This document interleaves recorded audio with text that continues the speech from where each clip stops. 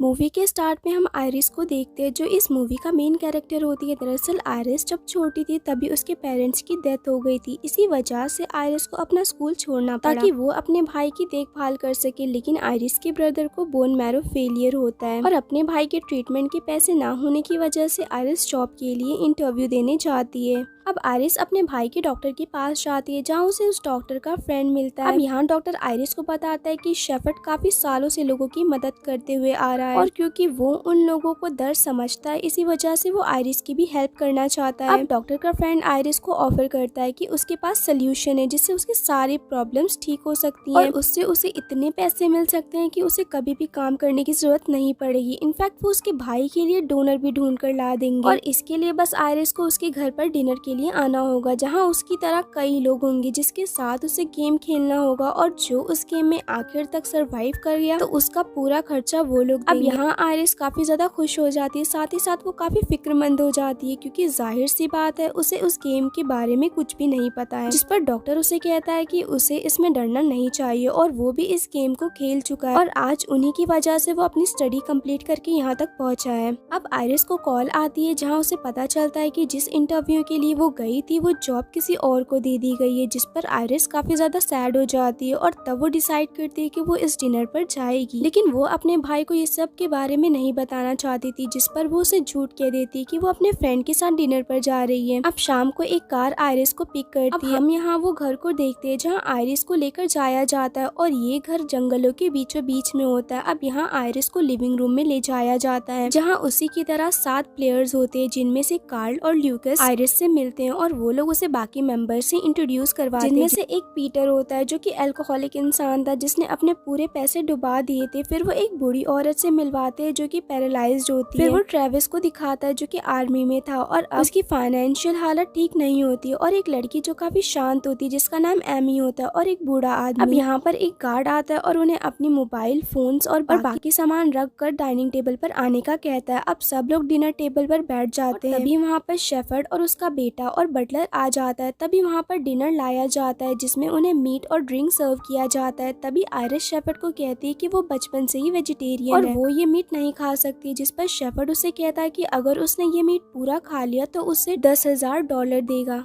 तब आयरिस उसे खा लेती है जिस पर शेफर्ड कहता है कि देखो जिसको तुमने बचपन से नहीं खाया वो कमिटमेंट तुमने पैसों के लिए तोड़ दिया। तभी शेफर्ड देखता है कि उन प्लेयर में से एक ओल्ड मैन होता है जो ड्रिंक नहीं कर रहा होता है। तब वो शेफर्ड को बताता है कि उसका पैसा इसी वजह से डूब गया और मेडिकल इश्यूज की वजह से वो ड्रिंक नहीं करता है। तब शेफर्ड उसे भी $10,000 का ऑफर करता है लेकिन वो बूढ़ा आदमी इनकार कर देता है। तब शेफर्ड कहता है कि 10,000 की जगह मैं तुम्हें $50,000 दूंगा और उसे इस बार पूरी बोतल पीनी होगी। तब वो आदमी इतनी बड़ी रकम देखकर तैयार हो जाता है और वो वाइन की पूरी बोतल पी लेता है। अब ये सब देखकर शेफर्ड काफी ज्यादा खुश हो जाता है कि वो उन सबको अपनी कंट्रोल में कर सकता है। अब डिनर के बाद शेफर्ड उन लोगों को उस गेम के बारे में बताता है। वो उन्हें बताता है कि ये गेम का नाम वुड यू रेदर है, यानी कि उन्हें 2 ऑप्शंस दिए जाएंगे और उन 2 ऑप्शन में से उन्हें एक ऑप्शन चूज करना होगा और जो आखिर में सरवाइव कर गया वही इस गेम का विनर होगा। जिस पर एक आदमी एलिमिनेशन के बारे में पूछता है। तब शेफर्ड बताता है कि अगर जिसने टाइम रहते अपना डेथ चूज ना कर पाया वो एलिमिनेट हो जाएगा। तब शेफर्ड उनसे कहता है कि अगर तुम सब में से कोई इस गेम को अभी छोड़कर जाना चाहता है तो वो अभी जा सकता है और एक बार अगर ये गेम शुरू हो गया तो कोई भी इस गेम को छोड़कर नहीं जा सकता। तभी वो बूढ़ा आदमी उठता है जिसने शेफर्ड के कहने पर ड्रिंक की थी लेकिन कुछ सोच कर वो वापस बैठ जाता है, यानी कि वो भी इस गेम को अब खेलना चाहता था और कोई भी उस गेम को छोड़कर नहीं जाते हैं। अब शेफर्ड अपना पहला डैश शुरू करता है जहाँ उनके सामने एक इलेक्ट्रिक शॉक देने वाली मशीन रखी जाती है जिस पर वो बूढ़ा आदमी घबरा जाता है और गेम को छोड़ने का कहता है। तब शेफर्ड उसे गेम से जाने नहीं देता है क्योंकि ये मौका उसने पहले उसे दे दिया था। तब वो वहाँ से भागने लगता है और तब बटलर उसे शूट करके मार देता है। अब ये सब देखकर बाकी सब भी बहुत डर जाते हैं और फिर उनका पहला डैश शुरू होता है और सभी के सर पर इलेक्ट्रिक बेल्ट लगाया जाता है और सबसे पहले कार्ल और एमी को बेल्ट लगाया जाता है और कार्ल से पूछा जाता है कि वो चॉइस करे कि किसको शॉक लगाया जाए। अब कार्ल काफी अच्छा आदमी होता है तो वो खुद को ही शौक लगाने का कहता है। अब बारी एमी की आती है और उसके साथ वो बूढ़ी औरत होती है। और जब एमी से पूछा जाता है तो वो उस बूढ़ी औरत को शौक देने का कहती है और वो बूढ़ी औरत को शौक दिया जाता है, जिसे देखकर काफी पेनफुल लगता है। और देखते ही देखते सबकी बारी आती है और तब आयरिस की बारी आती है और उसके साथ कार्ल होता है। अब क्योंकि आयरिस भी काफी रहमदिल होती है तो वो भी खुद को ही शौक देती है। इसी के साथ पहला डेयर कंप्लीट होता है और इसमें किसी को भी एलिमिनेट नहीं किया जाता है। तभी वहाँ पर शेफर्ड का बेटा आता है जो उनका मजाक उड़ाने लगता है और हंसने लगता है, जिस पर ट्रेविस उससे कहता है कि उसे शर्म आनी चाहिए। तब शेफर्ड का बेटा उससे कहता है कि वो अपनी इस बात पर रिग्रेट करेगा। अब कुछ देर के बाद शेफर्ड वहाँ पर आता है और वो कहता है कि सेकंड डेयर चूज करने के लिए आपके पास 30 सेकेंड्स होंगे। अब आयरिस को कहा जाता है कि या तो वो ट्रेविस के टांगों पर स्टैप करे और या तो वो उसे 3 बार स्टिक से मारे, जिस पर मजबूरी में आयरिस को ट्रेविस को स्टिक से मारना पड़ता है। अब यहाँ शेफर्ड का बेटा काफी ज्यादा खुश हो जाता है क्योंकि उसने अपना बदला लिया था। अब ल्यूकस को भी यही डायरेक्ट दिया जाता है कि या तो उसे आयरिस को स्टैप करना होगा और या तो उसे ट्रेविस को स्टिक से मारना होगा। अब यहाँ ट्रेविस एक आर्मी में था तो इसीलिए वो ल्यूकस को खुद को मारने को कहता है, जिस पर ल्यूकस भी ट्रेविस को स्टिक से मारता है। अब अगली बारी ट्रेविस की आती है और उसे कहा जाता है कि या तो उसे ल्यूकस को स्टैप करना होगा और या तो उसे खुद को 3 बार स्टिक से मारना होगा। अब ट्रेविस किसी को भी हर्ट नहीं करना चाहता था, जिस पर वो कहता है कि उसे ये सजा दी जाए। अब एक आदमी पर बारी आती है और उसके साथ वही बूढ़ी औरत होती है और उसे कहा जाता है कि या तो वो उस बूढ़ी औरत को स्टैप करे और या तो वो ट्रेविस को स्टिक से मारे। तब वो आदमी सोचता है कि ट्रेविस को पहले से ही काफी ज्यादा पेन में है और अगर वो उस लेडी को मारे तो उसका पैर पैरालाइज्ड है तो उसे इसका पेन पता नहीं चलेगा। और जब वो ऐसा करता है तो गलती से वो चीज उस ओल्ड लेडी के नस में लग जाती है, जिससे काफी ज्यादा ब्लीडिंग होने लगती है। अब उसी ओल्ड लेडी की बारी आती है और उसके ओपोनेंट में एमी होती है और उसे भी वही डेयर दिया जाता है कि या तो वो एमी को स्टैप करे और या तो वो ट्रेविस को स्टिक से मारे।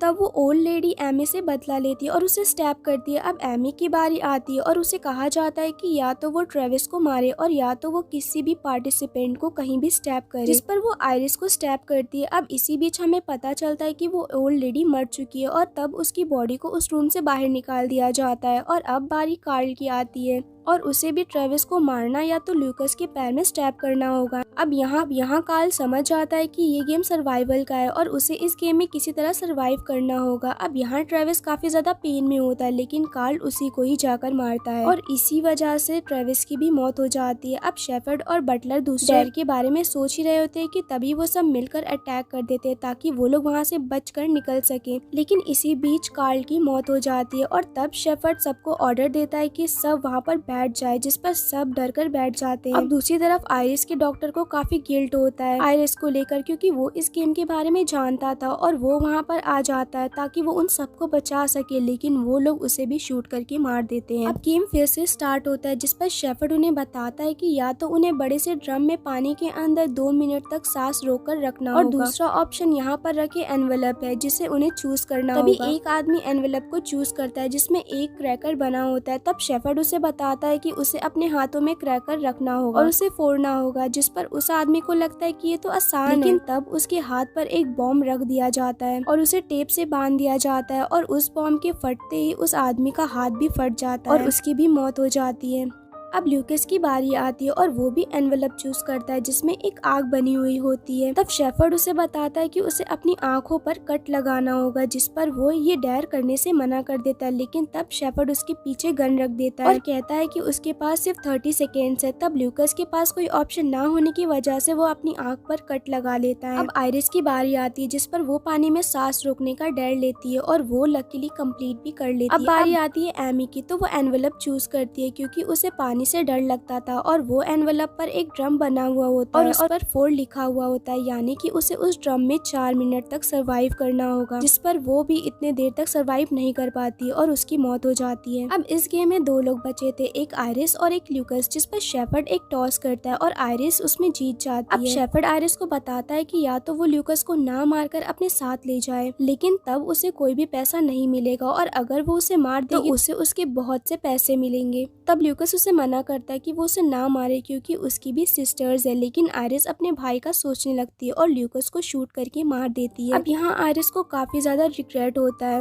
अब शेफर्ड उसे बहुत सारे पैसे देता है और बताता है कि उन लोगों ने उसके भाई के लिए डोनर भी ढूंढ लिया है। आयरिस जब अपने घर पर पहुंचती है तो देखती है कि उसका भाई सो रहा होता है और तब वो वहाँ देखती है कि उसके भाई ने पॉइजन खाकर सुसाइड कर लिया था। आयरिस ये सब देखकर काफी ज्यादा रोने लगती है और यहीं पर ये मूवी एंड हो जाती है। अगर आपको मेरी एक्सप्लेनेशन पसंद आई हो तो चैनल को सब्सक्राइब करना ना भूलना। Thank you for watching.